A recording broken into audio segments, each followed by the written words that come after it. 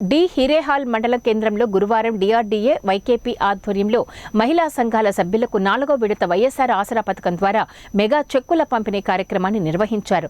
ఆసరా సభకు రాయదుర్గం ఎమ్మెల్యే కాపు రామచంద్రారెడ్డి, వైకాపా నియోజకవర్గ సమన్వయకర్త మెట్టు గోవిందరెడ్డి హాజరయ్యారు.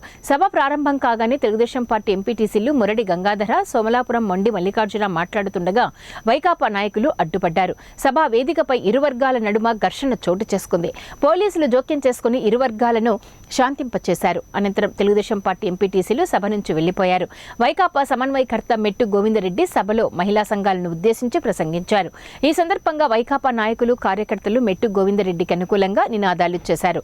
దీంతో ఎమ్మెల్యే కాపు రామచంద్రారెడ్డి, మెట్టు గోవిందరెడ్డి వర్గాల మధ్య ఘర్షణ చోటు చేసుకోవడంతో పోలీసులు ఇరు వర్గాల వారికి నచ్చచెప్పి శాంతింపచేశారు. ఈ సందర్భంగా రాయదుర్గం వైకాపా ఎమ్మెల్యే అభ్యర్థి మెట్టు గోవిందరెడ్డి మాట్లాడుతూ, గత 2 రోజులుగా రాయదుర్గం సీటు రాష్ట్ర మంత్రి గుమ్మనూరు జయరాంకు వస్తుందని సోషల్ మీడియాలో వైరల్ కావడంతో ఆయన సభలో వివరణ ఇచ్చారు. ఈ విషయంపై హైకమాండ్ దృష్టికి తీసుకువెళ్లగా నీకు బుద్ధి ఉందా అని అడిగారని, సీఎం జగన్మోహన్ రెడ్డి ఒకసారి ప్రకటిస్తే అది ఖచ్చితంగా అమలవుతుందని, దానిపై ఎలాంటి అనుమానాలు వద్దని రాయదుర్గం వైకాపా ఎమ్మెల్యే అభ్యర్థి మెట్టు గోవిందరెడ్డి ప్రకటించారు. ఈ సందర్భంగా ఎమ్మెల్యే కాపు రామచంద్రారెడ్డి మాట్లాడుతూ, మెట్టుకు ప్రోటోకాల్ లేదు, ఎలా ప్రభుత్వ కార్యక్రమాలకు హాజరవుతారని ప్రశ్నించారు. వేదికపై టీడీపీ ఎంపీటీసీలు మాట్లాడితే వైఎస్ఆర్ నాయకులు కొట్టడానికి ప్రయత్నించారని అన్నారు. ప్రభుత్వ కార్యక్రమాన్ని నాశనం చేస్తారు, ఎమ్మెల్యే ఎవరు చేసినా ప్రభుత్వ డబ్బులే కదా అన్నారు. మెట్టు గోవిందరెడ్డి 5 సంవత్సరాలు ఎమ్మెల్యేగా, 6 సంవత్సరాలు ఎమ్మెల్సీగా ఉన్నావు, ఏం చేశామని తెలుగుదేశం పార్టీ నేత కాల్వ శ్రీనివాసులు ప్రశ్నించారని అన్నారు. ప్రభుత్వ కార్యక్రమాల్లో అల్లర్లు చేస్తున్నారని విమర్శించారు. ఒక 15 రోజుల్లో పని స్టార్ట్ అవుతుంది.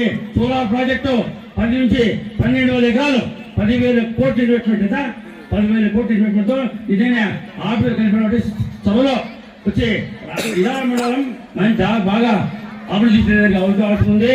ఇంకే విధంగా పక్కన సండూరు, బళ్ళారి మైన్స్ ఉన్నాయి కాబట్టి స్పాంజర్ పక్క ఆల్రెడీ 800 ఫ్యాక్టరీలు ఉన్నవి, ఇంకా చాలా ఫ్యాక్టరీలు వచ్చేదానికి అవకాశం ఉంది. ఖచ్చితంగా ఇదాల మండలాన్ని అభివృద్ధి చేసే జవాబారి నాది. ఏమైతే పెండింగ్ పనులు ఉండవు కదా అవి ఖచ్చితంగా అమలు చేసి